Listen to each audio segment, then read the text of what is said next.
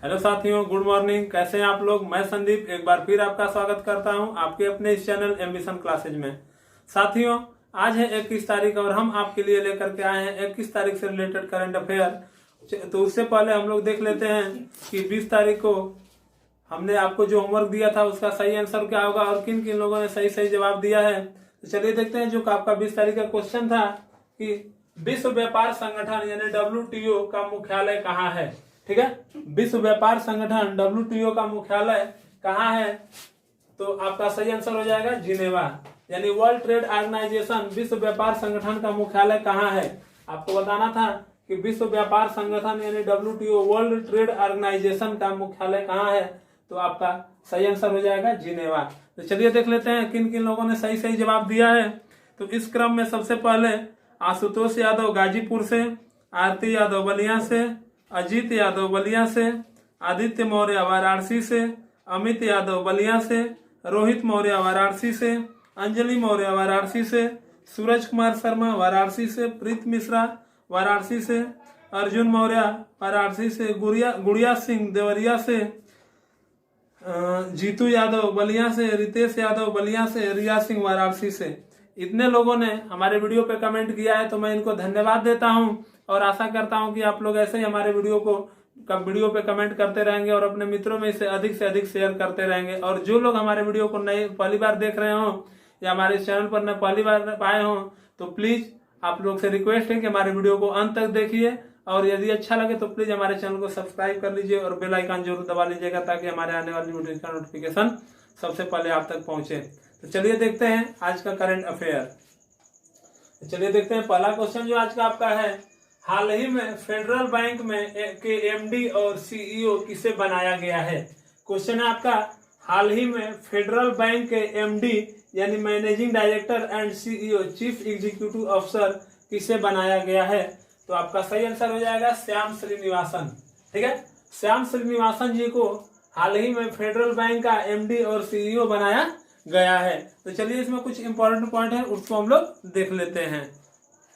तो 23 सितंबर 2020 से 22 सितंबर 2021 तक के लिए RBI ने इनको फिर से फेडरल बैंक में के MD और CEO के रूप में मंजूरी दे दी है। ठीक है, 23 सितंबर 2020 से और 22 सितंबर 2021 तक के लिए RBI ने इनको फिर से फेडरल बैंक का MD और CEO के रूप में मंजूरी दे दी है।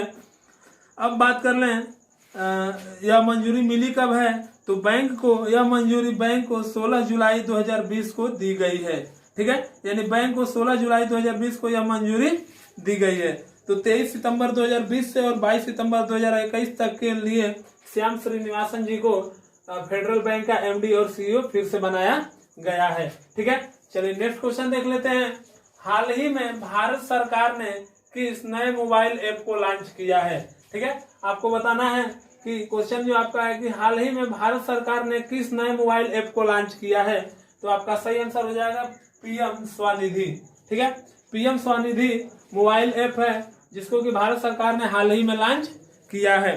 चलिए नेक्स्ट क्वेश्चन देख लेते हैं।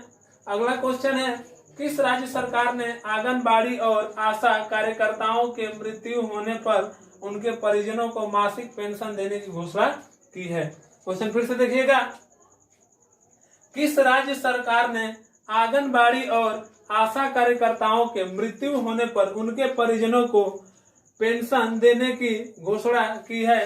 तो आपका सही आंसर हो जाएगा उड़ीसा सरकार। ठीक है, तो उड़ीसा सरकार ने आंगनबाड़ी और आशा कार्यकर्ताएं जो हैं वह यह जो कोविड-19 की महामारी चल रही है इसमें जो ड्यूटी कर रही है, अगर ड्यूटी के दौरान उनकी अगर कोविड-19 से यानी कोरोना वायरस से अगर उनकी मृत्यु होती है तो उड़ीसा सरकार उनको उनके परिजनों को प्रति माह पेंशन देने की योजना बनाई है। ठीक है, तो जो मतलब कि आंगनबाड़ी और आशा कार्यकर्ताएं हैं जो कि ड्यूटी इस समय मतलब कि कोरोना वायरस में ड्यूटी अपना निभा रही हैं, जिनको कि कोरोना वॉरियर्स के नाम से भी हम लोग जान रहे हैं। इस समय जो मेन डॉक्टर हैं, पुलिस हैं और ये जो आंगनबाड़ी में मतलब कि जो लोग भी मतलब कि इस कोरोना महामारी में, वैश्विक महामारी में भी अपनी ड्यूटी को पूरा कर रहे हैं, उन मतलब वो लोग को क्या कहा जाता है, कोरोना वॉरियर्स कहा जाता है, यानी कोरोना योद्धा। ठीक है, तो उनमें आंगनबाड़ी और आशा कार्यकर्ताओं की यदि मृत्यु उनकी मतलब कि ड्यूटी के दौरान हो जाती है तो उड़ीसा राज्य सरकार उनके परिजनों को पेंशन देने की घोषणा की है। ठीक है, तो चलिए हम लोग इसमें कुछ इंपॉर्टेंट पॉइंट्स है उसको देख लेते हैं। तो उड़ीसा सरकार ने घोषणा किया है कि यदि कोविड ड्यूटी के दौरान, ठीक है, यदि कोविड ड्यूटी के दौरान अगर किसी आंगनबाड़ी या आशा कार्यकर्ताओं की मृत्यु हो जाती है तो उस दौरान उसके परिवार को यदि आंगनबाड़ी की कार्यकर्ता है तो 7500 रुपये महीना, और यदि आशा कार्यकर्ता है तो 5000 रुपये प्रति माह उनके परिवार को पेंशन दिया जाएगा। और यह पेंशन तब तक दिया जाएगा जब तक कि उस महिला की सेवानिवृत्ति का समय पूरा नहीं हो जाता है, यानी जब तक उसके रिटायरमेंट की समय पूरा नहीं हो जाता है। ठीक है, यदि मान लीजिए किसी कोई आशा महिला है या कोई आंगनबाड़ी कार्यकर्ता की जो महिला है उसकी अगर कोविड-19 के दौरान मृत्यु हो जाती है तो उसको तब तक पेंशन दिया जाएगा जब तक कि उसकी जो कि नौकरी की जो रिटायरमेंट होती है, रिटायरमेंट डेट जब तक रहेगी तब तक उसके परिजनों को कि पेंशन योजना, ये जो योजना होगी वो पेंशन दिया जाएगा। ठीक है, तो उसमें जो आंगनबाड़ी कार्यकर्ता हैं यानी आंगनबाड़ी की जो कार्यकर्ता हैं उनको 7500 रुपये महीना उनका परिवार परिजनों को मिलेगा, और जो आशा कार्यकर्ता की महिलाएं हैं अगर उनकी मृत्यु होती है तो उनको 5000 मंथली यानी कि महीने की पेंशन मिलेगी। ठीक है, तो चलिए नेक्स्ट क्वेश्चन देख लेते हैं। P7 heavy drop system, P7 heavy drop system कहाँ विकसित किया गया है? क्वेश्चन है कि P7 हैवी ड्रॉप सिस्टम कहाँ विकसित किया गया है? आपका सही आंसर हो जाएगा DRDO। ठीक है, तो P7 heavy drop system DRDO में विकसित किया गया है। तो चलिए इसमें कुछ इंपॉर्टेंट पॉइंट्स है उसको हम लोग देख लेते हैं। तो रक्षा अनुसंधान एवं विकास संगठन ने P7 हैवी ड्रॉप सिस्टम को विकसित किया है। इसे देखिएगा, रक्षा अनुसंधान एवं विकास संगठन ने P7 हैवी ड्रॉप सिस्टम को विकसित किया है। इसके जरिए 7 टन तक के सैन्य उपकरणों को IL-6 विमान से नीचे गिराया जा सकता है। यानी यह जो कि जो हैवी ड्रॉप सिस्टम बनाया गया है, इस सिस्टम से अगर हमारे देश में अगर किसी देश के साथ युद्ध होता है तो जो हमारा IL-6 विमान है उससे हम लोग कि इसमें वह सिस्टम लगाया जाएगा, तो वह जो हमारा 7 टन की कोई भी उपकरण कोई भी अस्त्र होगा उसको कि उस विमान से गिराया जा सकता है। ठीक है, यानी युद्ध के लिए हमारे एक राहत भरी सूचना या खबर मिली है। ठीक है, अब बात आई है इसमें DRDO की। तो बच्चा DRDO का हम लोग फुल फॉर्म देख लेते हैं। तो DRDO का फुल फॉर्म होता है defence research and development organisation. ठीक है, D for defence, R for research and D for development और O फॉर ऑर्गेनाइजेशन। यानी हिंदी में कहें तो रक्षा अनुसंधान एवं विकास संगठन। ठीक है, रक्षा अनुसंधान एवं विकास संगठन। अब बात कर ले DRDO की स्थापना की। तो DRDO की स्थापना 1958 में हुआ है, यानी 1958 में हुआ है। मुख्यालय नई दिल्ली है, हेडक्वार्टर कहाँ है? नई दिल्ली है, और जो इसके अध्यक्ष यानी चेयरमैन है वह डॉक्टर जी सतीश रेड्डी हैं। ठीक है, डॉक्टर DRDO के अध्यक्ष, ये आपके लिए इंपॉर्टेंट होगा कि DRDO के अध्यक्ष कौन है, तो डॉक्टर जी सतीश रेड्डी हैं, और DRDO का हेडक्वार्टर यानी मुख्यालय नई दिल्ली में है, और DRDO की स्थापना 1958 में हुई थी, यानी 1958 में हुई थी। अब बात कर ले DRDO की थोड़ा सा। तो यह जो DRDO है यह भारत के रक्षा मंत्रालय का एक अभिन्न अंग है। ठीक है, यह भारत के रक्षा मंत्रालय का एक अभिन्न अंग है, इसलिए इसका उत्तरदायी मंत्री जो होंगे, अगर DRDO के जो उत्तरदायी मंत्री होंगे वह रक्षा मंत्री होंगे, और भारत के वर्तमान में रक्षा मंत्री श्री राजनाथ सिंह हैं। ठीक है, तो ये भी आपको इम्पोर्टेंट याद रखना होगा कि जो हमारा DRDO है वह किसके कि उसका उत्तरदायित्व किसके हाथों में है, या उसका उत्तरदायी मंत्री कौन होता है, तो रक्षा मंत्री होते हैं, और वर्तमान में भारत के रक्षा मंत्री श्री राजनाथ सिंह हैं। तो ये था आपका इम्पोर्टेंट आपके लिए है। चलिए नेक्स्ट क्वेश्चन देख लेते हैं। प्रधानमंत्री नरेंद्र मोदी 6 करोड़ फॉलोअर्स के साथ, ठीक है, 6 करोड़ फॉलोअर्स के साथ सोशल साइट ट्विटर पर, जो सोशल साइट ट्विटर है उस पर किस स्थान पर पहुंच गए हैं? ठीक है, क्वेश्चन फिर से देखिएगा। प्रधानमंत्री नरेंद्र मोदी 6 करोड़ फॉलोअर्स के साथ सोशल साइट ट्विटर पर किस स्थान पर पहुंच गए हैं? तो आपका सही आंसर हो जाएगा तीसरे स्थान पर। ठीक है, तो प्रधानमंत्री नरेंद्र मोदी, जो भारत के वर्तमान प्रधानमंत्री हैं नरेंद्र मोदी, वो ट्विटर पर उनके 6 करोड़ फॉलोअर्स हो गए हैं, और इसी के साथ वह ट्विटर पर तीसरे स्थान पर पहुंच गए हैं। ठीक है, तो चलिए नेक्स्ट क्वेश्चन देखते हैं। हाल ही में रमेश टीकाराम का निधन हो गया है, यह कौन थे? क्वेश्चन है आपका, हाल ही में रमेश टीकाराम का निधन हो गया है, यह कौन थे? तो आपका सही आंसर हो जाएगा खिलाड़ी। ठीक है, तो हाल ही में रमेश टीकाराम का निधन हो गया है और यह एक खिलाड़ी थे। तो चलिए इसमें कुछ इंपॉर्टेंट पॉइंट्स है, उसको हम लोग देख लेते हैं। तो भारत में पैरा बैडमिंटन को लोकप्रिय बनाने में अंतर्राष्ट्रीय पैरा एथलीट रमेश टीकाराम का निधन हो गया है। ठीक है, पैरा बैडमिंटन का अर्थ होता है यानी कि यह विकलांग होते हुए भी मतलब कि बैडमिंटन को बढ़ावा दिए थे, बैडमिंटन का खेल खेलते थे। ठीक है, यह विकलांग थे, पैरा बैडमिंटन या पैरा ओलंपिक, जैसे पैरा का मतलब इस मतलब कि क्या मतलब उनका कोई एक शरीर का एक अंग या एक हिस्सा मतलब कि जिससे कमजोर होना है। ठीक है, तो पैरालाइसिस जो शब्द होता है उसी से पैरा शब्द बना हुआ है। ठीक है, तो यह विकलांग होते हुए भी बैडमिंटन को लोकप्रिय बनाने में अंतर्राष्ट्रीय पैरा एथलीट रमेश का निधन हो गया है। ठीक है, यह अर्जुन पुरस्कार जीतने वाले पहले पैरा बैडमिंटन खिलाड़ी हैं और यह राष्ट्रीय कोच भी हैं। यानी कि जो ऐसे पहले भी या जो खिलाड़ी हैं जिन्होंने पैरा मतलब कि यह विकलांग होते हुए भी अर्जुन पुरस्कार जीते हैं इन्होंने। ठीक है, और यह राष्ट्रीय स्तर के यानी नेशनल स्तर के कोच भी रह चुके हैं। तो जो रमेश टीकाराम है वह खिलाड़ी हैं। ठीक है, तो चलिए नेक्स्ट क्वेश्चन देख लेते हैं। नूर अली महसूद को वैश्विक आतंकवादी घोषित किया गया है, यह कहां का निवासी है? क्वेश्चन फिर से देखिएगा। नूर अली महसूद को वैश्विक आतंकवादी यानी विश्व मतलब कि विश्व के स्तर पर इसे आतंकवादी घोषित कर दिया गया है।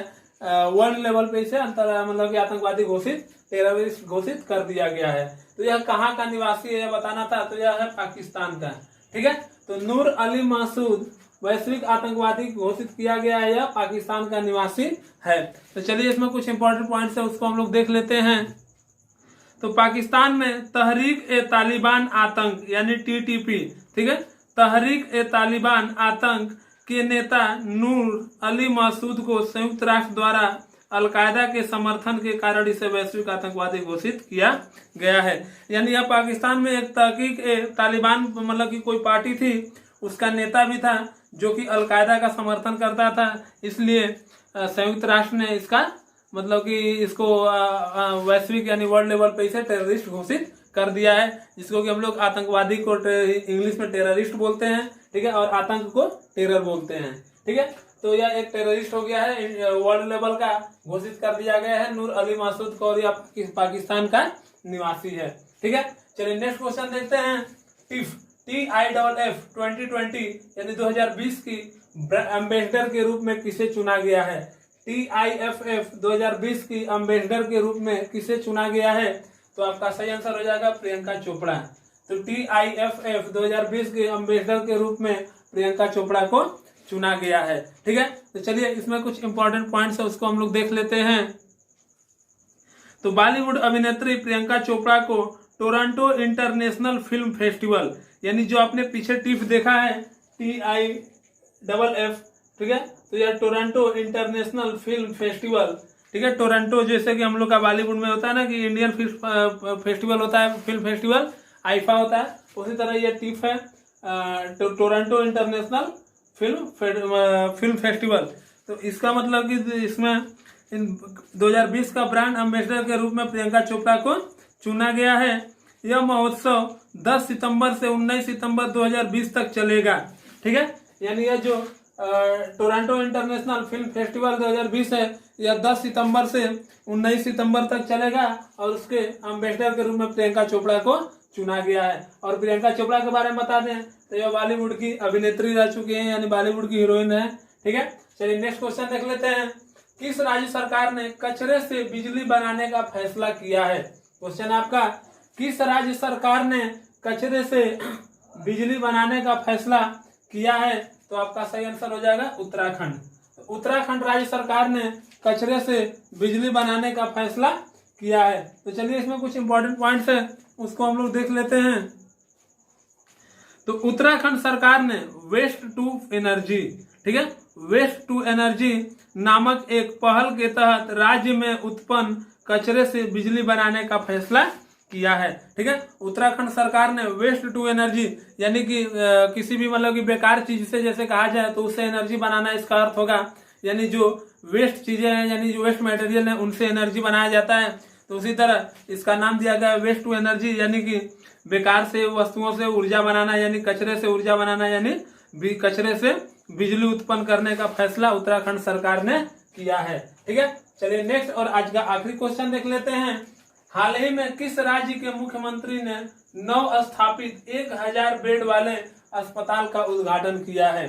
क्वेश्चन फिर से देखिएगा, हाल ही में किस राज्य के मुख्यमंत्री ने नव स्थापित 1000 बेड वाले अस्पताल का उद्घाटन किया है? तो आपका सही आंसर हो जाएगा गुजरात। ठीक है, तो गुजरात राज्य के मुख्यमंत्री ने नव स्थापित 1000 बेड वाले हॉस्पिटल का यानी अस्पताल का उद्घाटन किया है। ठीक है, तो ये था आज का आपका करंट अफेयर। चलिए देख लेते हैं आज का आपका होमवर्क। तो चलिए देख लेते हैं आज का जो आपका होमवर्क है, विश्व महासागरीय दिवस कब मनाया जाता है? क्वेश्चन है आपका, विश्व महासागरीय दिवस कब मनाया जाता है? ऑप्शन है 4 जून, 6 जून, 8 जून, 10 जून। ठीक है, फिर से देख लीजिए, 4 जून, 6 जून, 8 जून और 10 जून। ठीक है, तो आपको बताना है कि विश्व महासागरीय दिवस कब मनाया जाता है। ठीक है, तो ये था आज का हमारा करंट अफेयर का वीडियो। तो हम अपनी वीडियो को यही समाप्त करते हैं और आपसे कहना चाहते हैं कि यदि आप हमारे इस चैनल पर नए हो या हमारे वीडियो को पहली बार देख रहे हो तो प्लीज हमारे चैनल को सब्सक्राइब कर लें और वीडियो को लाइक कर लें और बेल आइकन जरूर दबाएं ताकि हमारे आने वाली वीडियो का नोटिफिकेशन सबसे पहले आप तक पहुंचे। और जो लोग पहले से सब्सक्राइब चैनल को कर चुके हैं तो उनसे फिर एक बार मैं फिर रिक्वेस्ट करता हूं कि प्लीज आप लोग हमारे वीडियो को अपने मित्रों में अधिक से अधिक शेयर करें ताकि वो लोग भी इसका लाभ ले सकें। ओके, मिलते हैं अगले वीडियो में, तब तक के लिए जय हिंद, जय भारत।